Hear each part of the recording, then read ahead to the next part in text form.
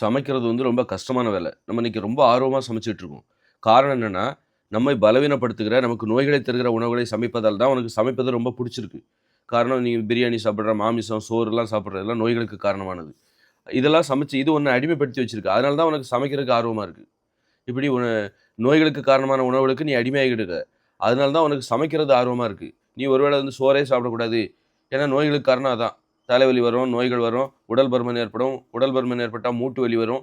அப்போ இதுக்கெல்லாம் காரணமான ஆஸ்துமா வரும், சுவாச கோளாறு வரும், மூக்கடைப்பு வரும், வீசிங் வரும். அப்படிப்பட்ட நோய்கள் வருவதற்கு காரணமான அரிசி உணவுகள தான் நீ சாப்பிடுற.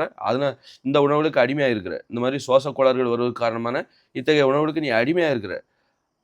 அதனால தான் நீ சமைக்கிறதுக்கு ஆர்வமா இருக்கிற. ஒருவேளை இந்த ஆரோக்கியத்தை தருகிற உணவுகளை மட்டுமே நீ சாப்பிடணும். அதாவது சோறு சாப்பிடக்கூடாது, மாமிசம் சாப்பிடக்கூடாது, மீன், முட்டை, தயிர், மோர், பால், வெண்ணெய், நெய் இதெல்லாம் நோய்களுக்கு காரணமானது. ஆக இதையெல்லாம் சாப்பிடவே கூடாது என்கிற கட்டுப்பாட்டை அடிப்படையாகக் கொண்டு, இதுக்கப்புறம் நீ சமைக்கும்போது தான் சமைக்கிறதே உனக்கு ரொம்ப கஷ்டமா இருக்கும். சமைக்கிறதுக்கு சோறு சாப்பிடக்கூடாதா? அப்ப நீ சோறு சாப்பிடாம நீ சமைச்சு பாரு. சோறு சமைக்கக்கூடாது. இதன் பிறகு நீ சமைச்சிரு. சோறு, பூரி, பொங்கல், தோசை, மாமிசம், மீன், முட்டை, டீ பவுடர், பால்லாம் சாப்பிடக்கூடாது.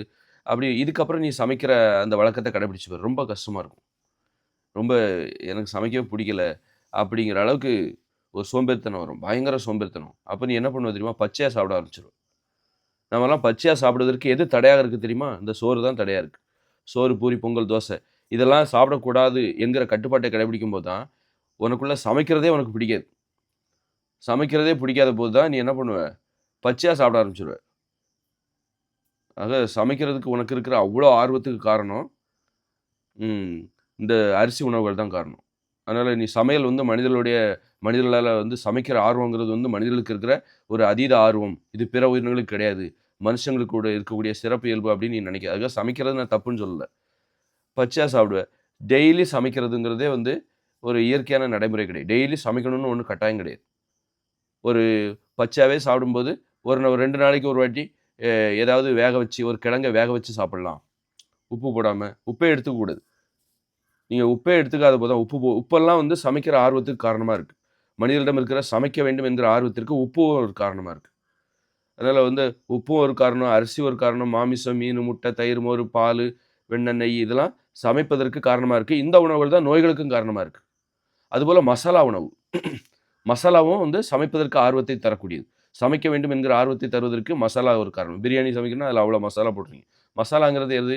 மருந்துகள தான் அரைச்சு மசாலாவா மாத்தி குழம்பு, மீன் குழம்பு, கறி குழம்பு, வத்த குழம்பு எல்லாத்துலயும் மசாலா போடுறீங்க. பிரியாணியில மசாலா போடுறீங்க. மசாலாங்கிறது அத்தனையும் மருந்து. மருந்துகளோட வீரியத்தினால பிற்காலத்தில வந்து நம்ம உடம்பு என்ன ஆகுதுன்னா, நோய்கள் வர ஆரம்பிச்சுருது.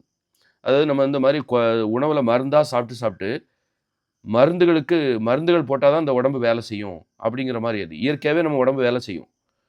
நம்ம என்ன பண்றோம், இந்த மாரி மருந்துகள சாப்பிட்டு, சாப்பிட்டு மருந்து சாப்பிட்டா தான் எனக்கு உடம்பு வேலை செய்யும். எனக்கு வந்து மலச்சிக்கல் சரியாகும். அல்லது செரிமானம் நடக்கும். மருந்துகள் சாப்பிட்டா இஞ்சியெல்லாம் போடுறோம். இஞ்சி, பூண்டு, கடுகு, சீரகம், வெந்தயம் இது எல்லாமே மருந்து. இந்த மாரி மருந்து அரைச்சு போட்டா தான் எனக்கு செரிமானம் நடக்கும். என் உடம்பு ஒழுங்கா வேலை செய்யும். அப்படின்னு சொல்லிட்டு, இப்படி மருந்துகள் மீது நமக்கு நம்பிக்கை வைக்கிறோம். இயற்கையாவே நம்ம உடம்பு செயல்படுகிற அந்த இயற்கையான செயல்பாட்டு மீது நமக்கு நம்பிக்கை இல்லாம போது, இயற்கையான செயல்பாட்டுக்கு வாய்ப்பே குடுக்கறது இல்ல.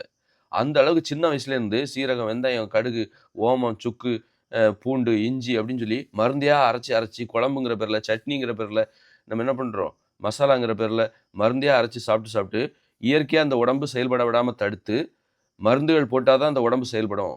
அப்படிங்கிற லெவல் கொண்டு வந்து மருந்துகளுக்கு அடிமையாக்கிறோம். அப்படிதான் நம்ம நோயாளி ஆயிடுறோம். அப்போ கடைசியில வந்து இயற்கையான செயல்பாடு நம்ம உடம்புக்கு இல்லாம போயிருது.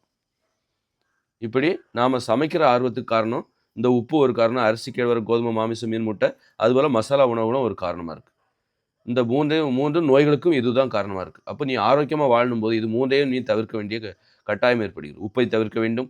அதுபோல அரிசி, கேழ்வரகு, கோதுமை, மாமிசம், மீன், முட்டை, தயிர், மோர், பால், வெண்ணெய், நெய், தேன் இதையும் தவிர்க்க வேண்டும். தேனும் தவிர்க்கணுமா? ஆமா, தேன் வந்து தேனீக்களுக்கான உணவு. உனக்காக அது ஒண்ணும் சேகரிக்கல.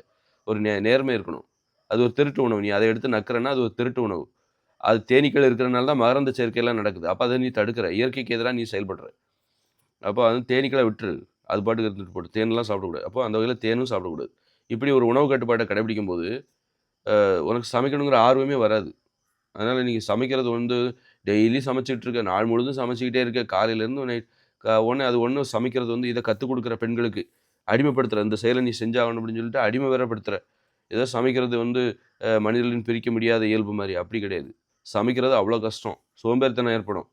ஒரு 2, 3 நாளைக்கு ஒரு வாட்டி தான் சமைக்கணுங்கிற எண்ணமே வரும். அட சமைக்கிறதுக்கு பதிலாக பச்சையாவே சாப்பிட்டு போகலாம்ப்பா அப்படிங்கிற எண்ணம் தான் நமக்குள்ளே இருக்குது. அது தெரியல நமக்கு.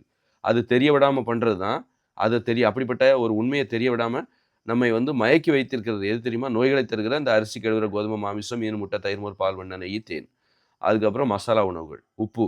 இது எல்லாமே நம்மை மயக்கி வைத்திருக்கிறது. மயக்கியே அடிமைப்படுத்தி நோய்களுக்கு காரணமாக இந்த நாம் சமைக்கிற இந்த வழக்கமே அடிக்கடி டெய்லி சமைச்சுக்கிட்டே இருக்கும் பாருங்க. சமைக்கிற அந்த அதீத ஆர்வம் இருக்கு பாருங்க. அந்த அளவுக்கு அது நம்மை மயக்கி வைத்திருக்குது. நமது பலவீனத்தை தான் அது காட்டுகிறது. ஏன்னா எந்த ஒரு உயிரினமும் சமைக்கிறது கிடையாது. நாம சமைக்கிறோம் அப்படின்னா, அதுக்கு சமைக்கவே கூடாதுன்னு சொல்லல. இயல்பா சமைக்க வேண்டும் என்கிற ஆர்வம் உங்களுக்கு எப்போ வரும்? உணவு கட்டுப்பாட்டை கடைபிடிக்கும்போது 2 நாளைக்கு ஒரு வாட்டி, 3 நாளைக்கு ஒரு வாட்டி பச்சையாவே சாப்பிடலாம். இந்த சோறு சாப்பிடக்கூடாது அப்படிங்கும்போது, அப்போ காய்கறிகள தான் சாப்பிடணும், பழங்கள தான் சாப்பிடணும் அப்படிங்கும்போது, உனக்கு சமைச்சு உப்பே எடுத்துக்கக்கூடாது அப்படிங்கும்போது, சமைச்சே சாப்பிடக்கூடாது. சமைக்கிறதுக்கே உனக்கு கஷ்டமா இருக்கும். பச்சையாவே சாப்பிட்டு போலாம்ப்பா அப்படின்னு சொல்லிட்டு பச்சையாவே சாப்பிட ஆரம்பிச்சுருவேன். பழங்கள சாப்பிடலாம், காய்கறிகள சாப்பிடலாம், வெண்டைக்காவ சாப்பிடலாம், பச்சையாவே சாப்பிடலாம். உப்பே எடுத்துக்காம, நீ எப்படி சமைக்கிறதுக்கு உப்பு இல்லன்னா, நீ சமைக்கிறதுல உனக்கு உப்பு எடுத்துக்கக்கூடாது, வெல்லம் எடுத்துக்கக்கூடாது, சீனி எடுத்துக்கக்கூடாது, தேன் எடுத்துக்கக்கூடாது. அப்போ நீ உனக்கு சமைக்கணுங்கிற ஆர்வமே இல்லாம போகும். அதுதான் இயல்பு, அதுதான் உண்மை. 2 நாளைக்கு ஒரு வாட்டி சமைக்கணும். எப்பா போர் அடிச்சுன்னா, எப்போ சமைச்சு பார்க்கலாம். அந்த மாரி தான் சமைக்கிற அந்த உணர்வே நமக்கு ஏற்படும். சில டைம்ல வந்து கருணக்கிழங்கு சாப்பிடணும்னு ஆசை இருக்கும். அத பச்சையா சாப்பிட முடியாது. அத நீங்க சமைப்பீங்க. எதை பச்சையாக சாப்பிட முடியாதோ, அதைத்தான் நீங்கள் சமைப்பீர்கள். சில டைம்ல வந்து ஒரு கிழங்குகள வந்து நல்லா வேக வச்சு சாப்பிட்டா நெறைய சாப்பிடலாம். பச்சையாவே சாப்பிடும்போது உங்களால அதிகமா சாப்பிட முடியாது. கொஞ்சம் வெறுப்பா இருக்கும். அப்போ வந்து கிழங்குகள வந்து மரவள்ளி கிழங்கு, சர்க்கரைவள்ளி கிழங்க கொஞ்சம் வேக வச்சு சாப்பிட்டா நெறைய சாப்பிடுவதற்கு வாய்ப்பு இருக்கு. சாப்பிட்டா கொஞ்சம் தெம்பு கிடைக்கும். அப்படின்னு சொல்லிட்டு கூட நீங்க அப்படித்தான் சமைப்பீங்களே தவிர, சும்மா டெய்லி சமைக்கிறது, இதுக்கு பெண்கள வேற அடிமைப்படுத்துறது. எதுக்கு நீ பெண்கள அடிமைப்படுத்துறன்னா, அரிசி உணவுகளுக்கு நீ அடிமையாயிட்ட. அதனால நீ பெண்கள அடிமைப்படுத்திட்ட. அதுதான் காரணம்.